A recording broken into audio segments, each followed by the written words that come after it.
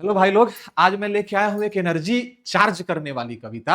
आप जब इस कविता को पढ़ेंगे ना, इंद्र जिमि जंभ पर बाणों ज्यों अंब पर रावण सतंब पर रघुकुल राज है, पौन बरी बाह पर शंभुरति नाह पर ज्यों सहस्त्र बाहु पर राम द्विज राज है। आप इस कविता का धुन पढ़ेंगे, जब इस कविता को आप जोश में पढ़ेंगे, जल्दीबाजी में पढ़ेंगे, तो सच बता रहा हूं, आई स्वेयर, मेरी पर्सनल फेवरेट कविता है। भूषण का मैं बहुत बड़ा वाला फैन हूं, ह्यूज ह्यूज फैन हूं। क्योंकि आप ये इंस्टाग्राम पे रील्स वगैरह में भी हमेशा इस कविता को सुनते रहते हैं। जब बजरंग दल का नहीं आता, बजरंग बजरंग करता है, उसमें गाना यही बज रहा होता है, बहुत फास्ट बजता है ना, तो आप लोग सुनते नहीं है। आप कभी उस गाना को सुनिएगा, इंद्र जिमि जंभ पर रावण सदंब पर बजरंग बजरंग, वो करके पीछे इतना एनर्जी भर देता है भाई कि बहुत मजा आता है मुझे कविता को पढ़ने में। आज हम लोग बिहार बोर्ड कक्षा 12वीं के हिंदी काव्य खंड के 5वीं कविता, जो कि कवित है, भूषण द्वारा रचित है, उसको पढ़ने वाले हैं। थोड़ा सा मजे में पढ़ना, चार्ज हो जाओगे। मुझे भी पढ़ाने में बड़ा मजा आ रहा है। मैं पता, जब से मैंने हिंदी शुरू किया है ना, मैं एक्चुअली इंतजार कर रहा था कि ये कविता कब मिलने वाली है मुझे। जैसे मैंने इंतजार किया सूर्य के पद का, फिर मैंने इंतजार किया इस कविता का। तो आज इस कविता को हम लोग पढ़ते हैं, ठीक है, और पढ़ के मजा लेते हैं कि देखिए हिंदी की कविता का धुन कितना सुंदर होता है, कितना मजेदार होता है। अब मैं कविता शुरू करूं उससे पहले थोड़ा सा राइटर का परिचय आपको दे दूं, ठीक है। देखो बाबू, इस कविता के राइटर हैं भूषण। असल में इनका असली नाम भूषण नहीं है, ठीक है। भूषण इनको उपाधि दी गई है, और इनको कवि भूषण के नाम से सबसे पहले राजा रुद्र शाह, ये प्रश्न याद रखिएगा, मैं आपको इंपॉर्टेंट क्वेश्चन भी बताते चल रहा हूं। एक सोलंकी राजा थे, उनका नाम था रुद्र शाह, ठीक है।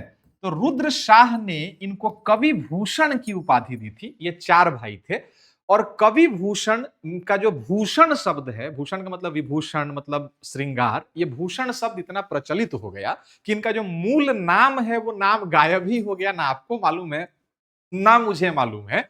ये भूषण के नाम से ही विश्व प्रसिद्ध हो गए। तो राजा रुद्र शाह ने इनको भूषण की उपाधि दी थी। सवाल अगर आपसे पूछे कि भूषण से सबसे पहले किन्ने संबोधित किया था, तो सोलंकी राजा रुद्र शाह ने कवि को कवि भूषण की उपाधि दी थी, और तब से उनका नाम विश्व प्रसिद्ध हो गया भूषण के नाम से। आप जन्म और मृत्यु की अगर बात कीजिए, जानना यह बड़ा जरूरी है, हिंदी में यह खासकर बहुत जरूरी पड़ता है। तो इनका जन्म हुआ है बाबू 1613 में। कहां पे जन्म हुआ है? तो कानपुर। कानपुर तो आप समझते हैं उत्तर प्रदेश में है कानपुर। जन्म 1613 में हुआ है, और इनकी जो मृत्यु है ये 1715 मानी जाती है, ठीक है। जन्म 1613 में कानपुर में, मृत्यु 1715 में। कवि भूषण इनको किसने कहा? रुद्र शाह ने, ठीक है। ये इंपॉर्टेंट पॉइंट हो गया। मजा आने वाला है कविता में, सच बता रहा हूं मैं, बहुत मजा आने वाला है, लेकिन ये थोड़ा सा जरूरी है इसलिए पहले बता दूं आपको।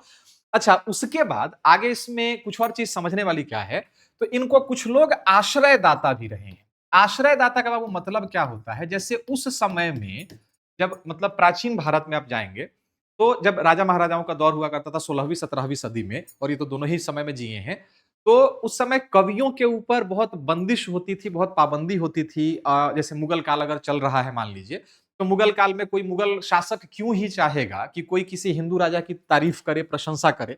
तो इनको बहुत जगह भागना पड़ा, और इनके प्रमुख आश्रयदाता में कौन कौन रहे हैं? तो शिवाजी रहे हैं, तो छत्रपति महाराज शिवाजी के इनके आश्रयदाता रहे हैं। उसके बाद शिवाजी के जो पुत्र हैं शाहू जी महाराज, वो इनके आश्रयदाता रहे हैं। उसके अलावा महाराजा छत्रसाल, ठीक है, महाराजा छत्रसाल जो हैं वो इनके आश्रयदाता में रहे। ये महाराज हैं, और ये पन्ना के महाराज थे। पन्ना जगह है, बुंदेली राजा थे वो, वहां के महाराज थे, उनका नाम था महाराज छत्रसाल। ये उनके आश्रयदाता रहे हैं। और बाबू, ये जो कविता है ना, कवित, ये दो खंड में है। जो पहला खंड है, वो पहला खंड शिवाजी को की प्रशंसा करता है। पहले खंड में शिवाजी के बारे में हम लोग पढ़ेंगे कि शिवाजी के बारे में भूषण ने क्या लिखा है, ठीक है। और कमाल का लिखा है उन्होंने, सच में चार्ज कर देने वाला लिखा है। और दूसरा जो खंड है उसमें उन्होंने महाराज छत्रसाल के बारे में लिखा है, ठीक है। तो हम लोग थोड़ा सा कविता को शुरू करते हैं। और कविता में बाबू आपको बहुत से ऐसे शब्द भी मिलेंगे जिन शब्दों का आपको मतलब नहीं पता होगा। तो मैं मतलब जिनका आपको नहीं पता उसको थोड़ा सा आपको पहले समझा दूं।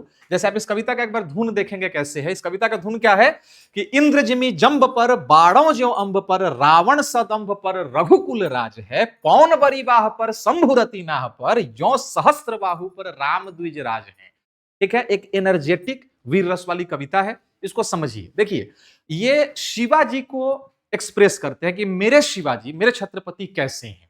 मतलब किस तरीका के हैं छत्रपति शिवाजी। तो शिवाजी का वर्णन देखिए वो क्या कहते हैं। वो कहते हैं कि देखो, इंद्रजिमी जंभ पर, यहां जंभ का मतलब होता है बाबू यम, यमराज, ठीक है। बाणों का मतलब क्या होता है, समुद्र की आग। मैं आपको शब्द बताते चलता हूं, समुद्र की आग, ठीक है। अंब का क्या मतलब होता है, अंब का मतलब वही पानी हो गया या फिर समुद्र हो गया, ठीक है। रावण सदंभ पर, बाबू देखो, स मतलब होता है साथ में और दंभ मतलब होता है घमंड, यानी घमंड में भरा हुआ, ठीक है। अब अर्थ स्पष्ट हो रहा होगा, घमंड में भरा हुआ, ठीक है। सदंभ का क्या मतलब हुआ, घमंड में भरा हुआ। रघुकुल राज मतलब तो राम, आप समझ, रघुकुल राज मतलब यहाँ पे राम की चर्चा हो रही है। पौन बरी बाह पर, ठीक है। पौन का मतलब क्या है बुआ, पौन का मतलब है पवन, पवन मतलब होता है हवा, और बारीबाह का मतलब होता है बादल, ठीक है। बारीबाह का क्या मतलब होता है, बादल, ठीक है। ये शंभु है, शंभु मतलब शिव, ठीक है। और रति नाह जो है, इसको मैं पढ़ाते के क्रम में आपको समझाता हूं कि रति और शंभु की भी एक कहानी है। रति की पति कामदेव की एक कहानी है, हम लोगों को उसके बारे में समझना है। तो देखिए, अभी हम लोग इस कविता में पढ़ेंगे क्या, ये शिवाजी का वर्णन करते हैं कि मेरे शिवाजी, मेरे छत्रपति कैसे हैं। वो कहते हैं कि देखो, देवताओं के राजा कौन है, देवताओं के राजा इंद्र, यमराज के भी ऊपर के कौन है मालिक, इंद्र है, ठीक है। तो राइटर भूषण कहते हैं कि इंद्रजिमी जंभ पर बाणम ज्यों अंभ पर, इंद्र का जिस प्रकार यमराज के ऊपर शासन है, समुद्र की आग का जिस तरह से पानी के ऊपर शासन है। समुद्र में जैसे होता क्या ना, कभी कभी जैसे कोई जहाज वहाज टकरा गया, ऊपर आग लग जाता है, तो है समुद्र, नीचे पूरा पानी ही पानी है, लेकिन वो जो आग धधकती है ना, वो पूरे जहाज को निगल जाती है, ठीक है। माने बड़ी प्रलयंकारी आग होती है वो। राइटर कहते हैं कि इंद्रजिमी जंभ पर, माने इंद्र जैसे यमराज पर हैं, बाणों ज्यों अंभ पर, समुद्र की आग जिस तरह पानी के ऊपर है, रावण सदंभ पर रघुकुल राज है, घमंड में भरे हुए रावण के ऊपर जिस तरह मेरे भगवान राम हैं, ठीक है। पौन बरी बाह पर, पौन मतलब होता है पवन, हवा, हवा जिस तरह हवा का झोंका चलता है और बादल को कहीं दूर उठा के ले जाकर फेंक देता है, वैसे मेरे शिवराज हैं, मेरे छत्रपति वैसे हैं। मैंने जिस तरह यमराज के ऊपर चढ़ जाते हैं भगवान इंद्र, मेरे शिवाजी वैसे हैं, ठीक है। आग जिस तरह समुद्र के ऊपर चढ़ जाता है, मेरे शिवाजी वैसे हैं। जिस तरह हवा का एक झोंका बादल को उठा के ले जाके कहीं दूर फेंक आता है, मेरे शिवाजी वैसे हैं। शंभु रतिनाह पर, भगवान शिव ने जो हाल किया था रतिनाह का, देखिए रति और रतिनाह का मतलब होता है रति के पति। रति के जो पति हैं वो है कामदेव। कौन है बाबू वो, कामदेव। कामदेव का एक बार बड़ा गंदा हाल किए थे भगवान शिव। राइटर वही बताने की कोशिश करते हैं काम का मतलब क्या होता है। कामदेव वो देवता है जो आपके भीतर सारे कामुक इच्छाओं को, सेक्सुअल डिजायर वगैरह को जिंदा करता है, उसी के कारण ये सारा प्रजनन वगैरह हो पाता है, कामदेव का ही देन है। शिव जी जब सती माता से अलग हो गए थे ना, तो शिव ने कहा कि अब हमको कोई शादी ब्याह नहीं करना है, हम चले तपस्या में। शिव जी गए, बेचारे आंख बंद करके बाबू तपस्या में बैठ गए। जब वो तपस्या में बैठे तो सब देवता लोग उनको चढ़ा दिया कि सुनिए ना, ये बाबा तो ऐसे ही उठ नहीं रहे, भोला है, जहां बैठ जाते हैं वही बैठ जाते हैं, आप जाइए इनके भीतर का काम इच्छा आप जागृत कर दीजिए। अब कामदेव वहां चले गए, उनको पता नहीं था भैया वो महाकाल के चक्कर में पड़ गए हैं। कामदेव अपना काम बाण उठाए, आप बाण नाट्य रूपांतरण है, कामदेव ने काम बाण उठाया, इसका मतलब क्या हुआ कि कामदेव ने उनके भीतर डिजायर को जगाना शुरू किया। अब शिव जी का तीसरा नेत्र खुला, कामदेव को जला के भस्म कर दिया, यानी रतिनाह को, रतिनाह मतलब रति के पति को जला के भस्म कर दिया। आप इमेजिन करिए, पूरी दुनिया से अगर काम भावना ही खत्म हो जाए तो पूरी सृष्टि रुक जाएगी। फिर सारा देवता लोग पहुंचा, हाथ जोड़ा लोग कि प्रभु इसका बड़ा जरूरत है ना, तो रिप्रोडक्शन तो रुकिए जाएगा। तो भगवान ने उसको जिंदा कर दिया। राइटर वही कहते हैं कि पौन बरी बाह पर, जिस तरह हवा का झोंका बादल को उठा के फेंक देता है, शंभु रतिनाह पर, शंभु ने जो हाल किया था, भस्म कर दिया था रतिनाह पर, मेरे शिवाजी वैसे हैं। ज्यों सहस्त्र बाहु पर राम द्विज राज है। राम द्विज राज का मतलब यहाँ पे बाबू परशुराम है। कौन है, परशुराम। जिस तरह परशुराम ने सहस्त्र बाहु के 1000 हाथ हुआ करते थे, सहस्त्र बाहु को, उनके 1000 हाथों को जिस तरह मेरे परशुराम ने काटा था, बिल्कुल मेरे छत्रपति शिवाजी वैसे ही हैं। बात समझ में आ रही है। इसको एक बार फिर से देख लेते हैं।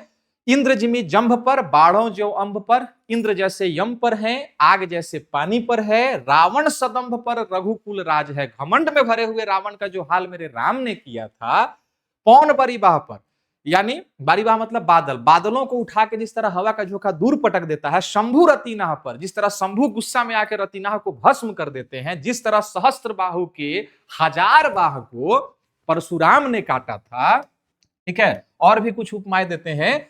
दावा द्रुमदंड पर, चीता मृग झुंड पर। शिवाजी कैसे हैं ये देखो। दावा का मतलब होता है जंगल की आग। दावा द्रुमदंड पर, द्रुमदंड मतलब होता है बाबू, द्रुम का मतलब, द्रुमदंड मतलब होता है ब्रांचेज ऑफ ट्रीज, पेड़ की शाखाएं। ठीक है, तो जंगल की आग जिस तरह पूरे जंगल को जला के राख कर देती है, चीता मृग झुंड पर, हिरणों के एक पूरे झुंड पर एक चीता जिस तरह भारी होता है, मेरा शिवाजी वैसा ही है। आजा शिवाजी,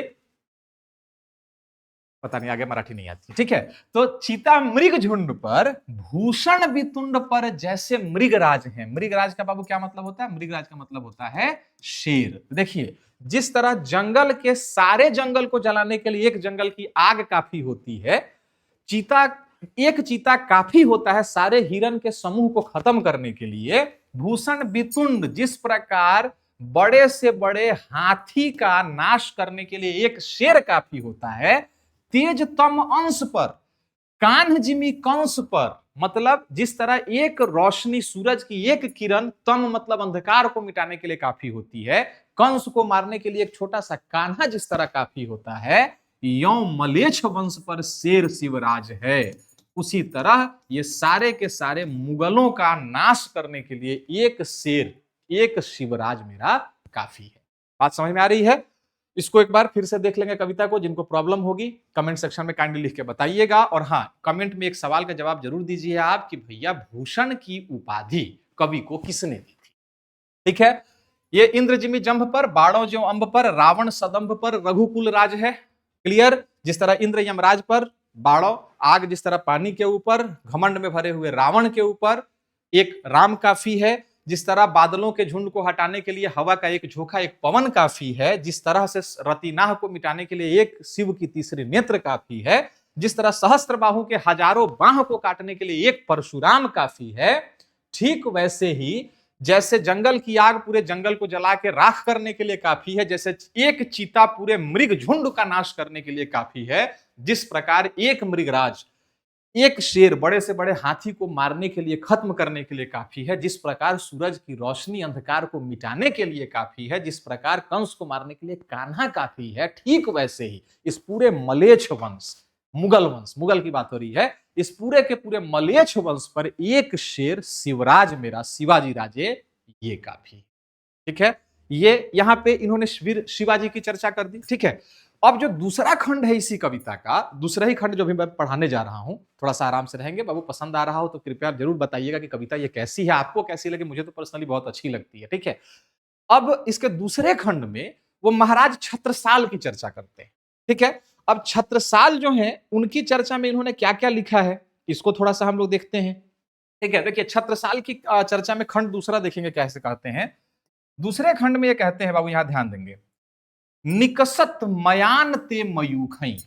ठीक है, ये थोड़ी सी सीरियस टाइप कविता है, लेकिन तारीफ इन्होंने बराबर बिल्कुल वैसी ही की है। देखिए, निकसत का मतलब क्या होता है बाबू? निकलना। ठीक है, और मयूखई, मयूखई का मतलब क्या होता है? मयूखई का मतलब होता है सूरज की किरणें। ठीक है, निकसत मतलब निकलना, और मयूखई मतलब होता है किरण, सूर्य की जो किरण होती है उसको। भानु का मतलब क्या होता है? भानु का मतलब होता है बाबू सूर्य, सन, सूरज। ठीक है, तम मतलब अंधकार होता है। ठीक है, उसके बाद यहां पे है गयंदन के जाल को। ठीक है, दूसरा जो वर्ड है क्या है? गयंदन। गयंदन का मतलब होता है बाबू हाथी। गयंदन का क्या मतलब होता है? हाथी। ये पहले मैं सरल कर दे रहा हूं ताकि आपको समझने में आसानी हो वो सारे शब्द जो शब्द आप नहीं जानते हैं। ठीक है, आगे कहता है बाबू देखिए, गयंदन मतलब होता है हाथी। आपने अगर कोई मूवी देखी है जिसमें मराठा सल्तनत की बात हो रही हो, जैसे आपने बाजीराव मस्तानी मूवी देखा होगा, ठीक है, रणवीर सिंह का जो मूवी था बाजीराव मस्तानी, या फिर कोई भी आप मराठा मूवी देखिएगा, तो मराठा लोगों के पास एक स्पेशल तलवार होता था जो ऐसे खींचते थे ना, तो पट्टा की तरह होता था, ऐसे झूलता रहता था और बड़ा खतरनाक होता था। असल में उसका ओरिजिन साउथ इंडिया है। साउथ इंडिया में जो कलरी पट्टू जो लोग करते हैं ना, जो एक मतलब रस्सी की तरह होता है लेकिन दोनों तरफ से तलवार होती है। ठीक है, तो मराठा उस तलवार की यहां पे चर्चा करते हैं और छत्रसाल के वीरता की चर्चा करते हैं। वो देखिए कहते क्या है, वो कहते हैं कि जब तुम्हारी तलवार निकलती है तो उसमें से जो रोशनी निकलती है लगता है कि वो प्रलय भानु है। मतलब वो एक ऐसा सूर्य है जिसके सामने नजर तक नहीं आदमी उठा पाता, आंखें बिल्कुल बंद हो जाती हैं। वो किरणों की तरह चमकती है, प्रलय भानु की तरह है, मतलब वो सूरज जो सब कुछ जला के अब राख कर देने को है। और जैसे ही तुम्हारी तलवार गर्दन पे लगती है नागिन जैसे बल खाते हुए, तो गर्दन को काट के अलग कर देती है। ठीक है, अब छत्रसाल की चर्चा करते हैं, वहां पे उनकी तारीफ करते हैं, और तारीफ में उन्होंने क्या कुछ कहा है इसको थोड़ा सा हम लोग समझते हैं। बाबू देखेंगे, ये कहते हैं कि निकसत मयान ते मयूखई, प्रलय भानु कैसी, जब तुम्हारे मयान से ये किरण, ये रोशनी निकलती है प्रलय भानु की तरह, हारे तमतोर से गयंदन के जाल को। तो तम तो मतलब उसकी जो रोशनी होती है वही रोशनी काफी होती है क्या करने के लिए, शत्रुओं के, हाथियों के झुंड के जाल को खत्म करने के लिए वो रोशनी काफी होती है। क्लियर है। ये कहते हैं कि निकसत मयान ते मयूखई, प्रलय भानु कैसी, फारे तमतोम गयंदन के जाल को। मतलब ये हुआ, तमतोम का मतलब होता हुआ अंधकार, अंधकार को जब तुम्हारी तलवार मयान से निकलती है तो उसमें से सूरज की ऐसी चमक, ऐसी किरणें निकलती हैं कि गयंदन के जाल को, हाथियों का जो ये झुंड है मुगलों के पास, इन सब के जाल को काटने के लिए, फाड़ने के लिए एक अकेला तुम्हारी तलवार की चमक और रोशनी काफी है। ठीक है, आगे कहता है, बैठ भी सकते हो अंदर, अंदर बैठ भी सकते हो। ठीक है, आगे कहता है, लागती लपकी कंठ बैरिन के नागिन सी। बाबू बैरी का मतलब होता है शत्रु, और बैरिन का मतलब आप बहुवचन में समझिए कि बहुत सारे शत्रु। ठीक है, ये कहते हैं कि लागती लपकी कंठ बैरिन के नागिन सी, मतलब जब तुम्हारी तलवार नागिन जैसे बल खाते हुए बैरी शत्रुओं के कंठ को लगती है तो कंठ को तुरंत लपक के नीचे गिरा देती है। रुद्र ही रिझावे दई दई मुंडन की माल को, ऐसा लगता है कि आज तुम साक्षात रुद्र महाकाल को रुझा रहे हो, एक से एक लोगों के मस्तक के ढेर को उनके ऊपर चढ़ाते चले जाते। समझ में आ रही है। छत्रसाल की चर्चा होती है कि जब तुम्हारी तलवार की चमक निकलती है प्रलय भानु की तरह, तो ये हाथियों का जो सारा समूह है इन सब को चीरने फाड़ने काटने के लिए तुम्हारी एक तलवार काफी है। और लागती लपकी कंठ बैरिन के नागिन सी, जैसे ही लगती है नागिन जैसे लपकती है तुम्हारी तलवार और बैरी शत्रुओं के कंठ पे लगती है, तो तुम इतने मस्तक गिराते हो कि लगता है कि आज तुम रुद्र को क्या कर रहे हो, चढ़ावा चढ़ा रहे हो, कपाल पे कपाल, मुंड पे मुंड लोगों को आज तुम रुद्र को गिफ्ट कर रहे हो। आगे कहते हैं, लाल क्षितिपाल छत्रसाल महाबाहुबली। ठीक है, हे लाल, हे क्षितिपाल, क्षितिपाल मतलब होता है महाराज। ठीक है, क्षितिज के पालन करने वाले क्षितिपाल। ठीक है, लाल क्षितिपाल छत्रसाल महाबाहुबली, यानी हे लाल, हे महाराज, हे छत्रसाल, हे महाबाहुबली, कहां लौ बखान करी तेरी करवाल को। करवाल का मतलब होता है बाबू तलवार। ठीक है, हे लाल, हे क्षितिपाल, हे छत्रसाल, मैं कहां तक बखान करूं तुम्हारे तलवार का, तुम्हारी ताकत का, तुम्हारे शौर्य का। प्रतिभट कटक कटीले, बाबू प्रतिभट का मतलब होता है शत्रु, शत्रु, और कटक का मतलब होता है बउआ सेना। ठीक है, प्रतिभट कटक कटीले, केते काटी काटी। ठीक है, केते मतलब हो गया कितने, और काटी काटी मतलब तो समझते हैं काटना काटना। तुम्हारे जो तलवार है वो शत्रु के सेना पे कटीले धार की तरह कितनों को इसने काटा, पता नहीं चलता। कालिका सी कीलकी, बाबू कीलकी का मतलब होता है ठहाका लगाना, ठहाका लगाना, और कालिका का मतलब तो आप समझते ही हैं मां काली। ठीक है, कालिका सी मतलब काली के जैसी, ठहाके लगा लगा कर कलेऊ देते काल को। काली के जैसे आज तुमने महाकाली का रूप धारण कर लिया है, तुम काली के जैसे ठहाका लगा के हंसते हो, और ऐसा लगता है कि महाकाल को आज तुम सर का क्या कर रहे हो, भेंट चढ़ा रहे हो। कलेऊ का मतलब होता है गिफ्ट, जो शादी वगैरह में दुल्हन के साथ जाता है ना उसको कलेवा कहा जाता है।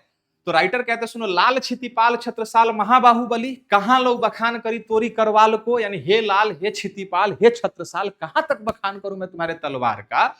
प्रतिभट कटक कटीले केती काटी काटी, कालिका सी कील की कलेऊ देती काल को। तुम्हारे जो कटक है, जो तुम्हारी तलवार है, उसने कितने लोगों का गर्दन काटा, और ऐसा लग रहा है कि आज तुम काली की तरह ठहास कर रहे हो, ठहाके लगा रहे हो, और लोगों का गर्दन भेंट चढ़ा रहे हो महाकाल को। हे छत्रसाल, तुम धन्य हो।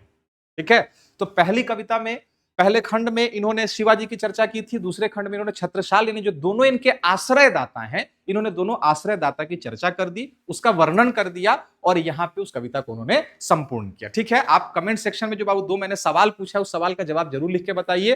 पहला सवाल कि आश्रयदाता इनके कौन थे, कौन कौन से महाराज थे जिन्होंने आश्रय दिया था, और दूसरा सवाल कि भूषण शब्द से सबसे पहले इन्होंने इनको किसने संबोधित किया था। बाकी के लिए धन्यवाद, मिलते हैं हम लोग कल अगले चैप्टर।